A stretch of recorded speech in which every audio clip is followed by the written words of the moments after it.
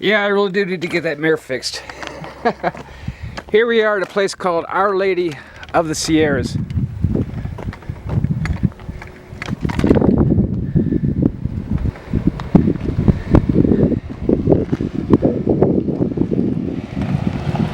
I guess you could actually drive up here. I didn't. It's actually a chapel here. Pretty cool. Mary's Knoll. Anyways,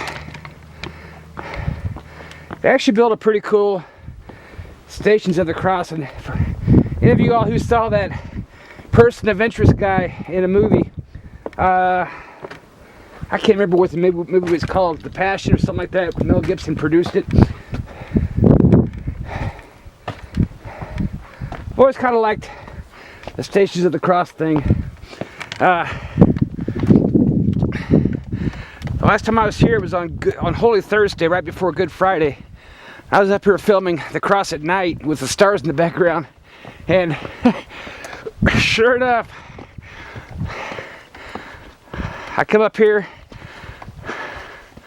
I guess up to about the third station, and fell and broke my butt and cracked a rib. And as it turned out, this cross up here that you see up here at the shrine had a really luminescent look to it. And so what it appeared as was that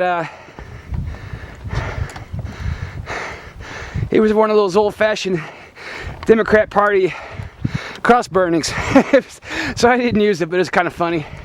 Really good view of Orion. About right there in the sky.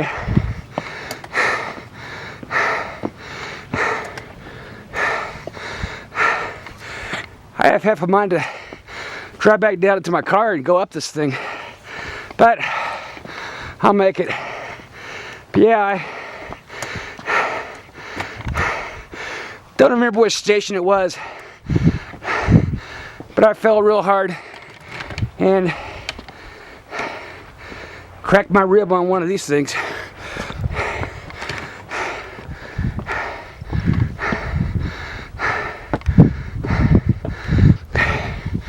A lot of people think I'm a science fiction fan because I like all that space stuff. The truth is, I'm really not. I see out there at night and I see a very real galaxy, and galaxies, perhaps billions of them beyond. So I just like to do plausible stories, you know, given the technology and time to develop ways to get out there. You can call it science fiction, but I really kind of despise science fiction. But one thing that they're always talking about in science fiction is time travel. And I personally am not a big fan of the whole time travel thing. Well, they didn't go that way.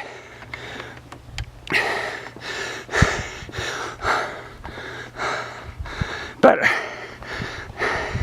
here's actually looking straight east out to State Road 92 that goes out to Bisbee.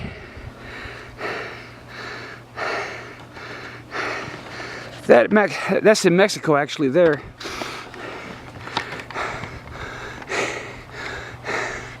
But one thing that always fascinated me about the Bible, and very few theologians have actually really taken a stab at what it really means, was the Transfiguration.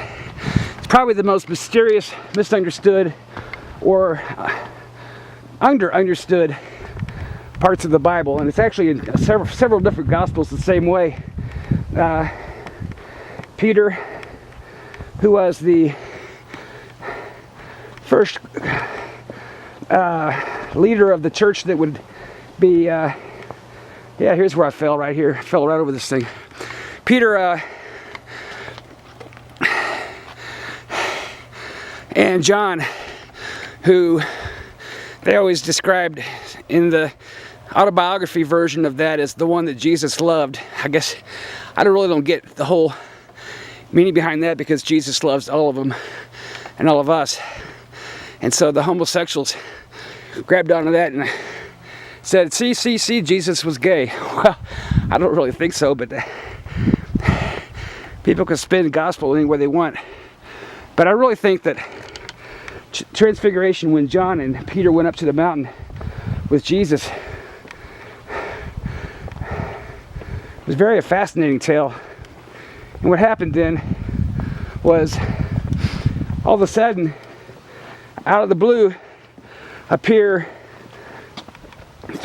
two guys who actually did exist at that time when the story was written as dusty, decayed bones somewhere in the ground.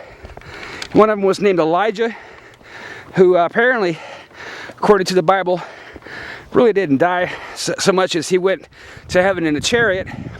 And the other one was Moses, who did die shortly before, a long period after leaving Egypt, when they wandered out there in the middle of western modern-day Iraq, and found themselves led by Joshua into the promised land.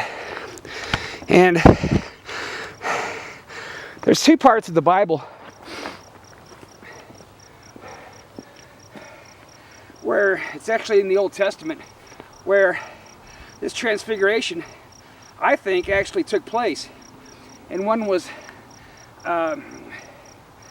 Moses at the burning bush, Mount Sinai, seeing this bush. It was on fire, but it wasn't really burning up. It was just on fire. So it was a different kind of fire. It wasn't the kind you get when you take a cigarette lighter and light up a tree. This was very unusual type of fire. And there, God spoke to Moses. And fast forward to part of the Bible where Elijah has a very funny, interesting story of kind of a life that I really don't want to live, because I'm not really much of an Elijah. He was alone, pretty much a loner, kind of a drifter his whole life.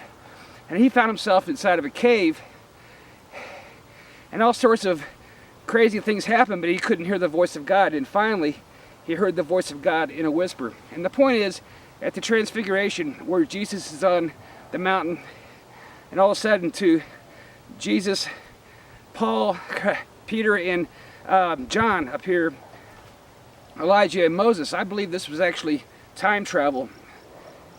Jesus at that time was the one talking to Elijah in the cave and to Moses on the mountain. And so the point in this story is I do kind of lose patience and kind of see things day to day and react to things that are happening around me, and kind of get freaked out actually over when things happen. Like this thing with Maggie really bothered me, but it was, like I said, it was all my fault. It's just miscommunication, and it's my fault. There was once a point in time where she was one of several people who had told me straight to my face, John, if you ever need anything, don't bother worrying about it. I'm here for you. Just give me a call, send me a text, do anything, I'll be there for you. And I really did, as somebody who's kind of really prides myself on independence and inner strength, and not relying upon others, because I think the more you do that, the more you become addicted to help from outside, and that's really not a good way to face cancer.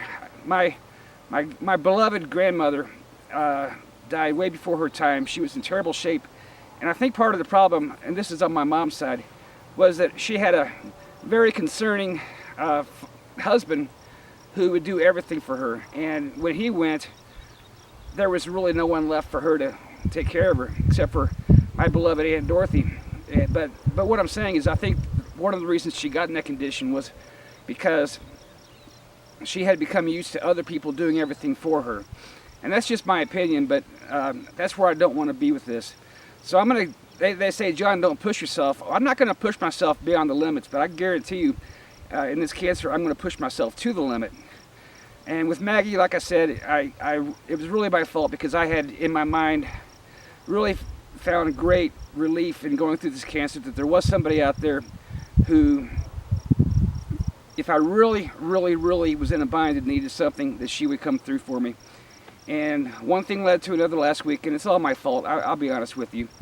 I kind of, I guess, scared her or pissed her off, or I don't know what happened, but and I still don't. But for whatever reason, that window is closed. But in Sierra Vista, and I'm going to show you my wonderful Sierra Vista here. It's a big town. I really love this place. I wish I could spend more time here. I'm going to find people around here who can be everything that Maggie was, because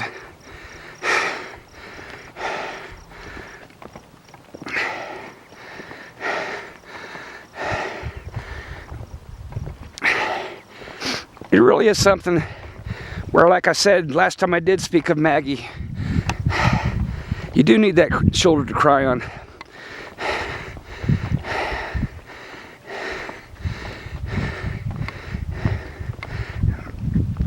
And I think in a couple weeks we'll get all this straightened out and everything will be cool, and maybe not what it was, but probably what it should be, which is not what it is now.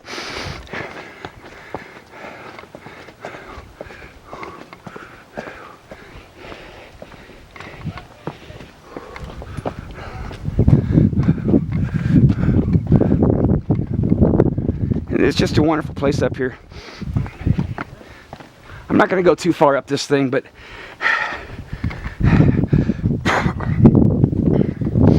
I think I'm going to end up down in the shrine, but it's just... Where am I at? I'm at 9. I can make it to 13.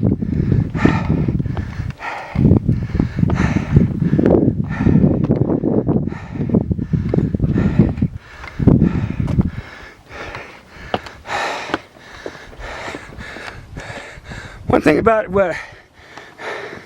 when Jesus was crucified,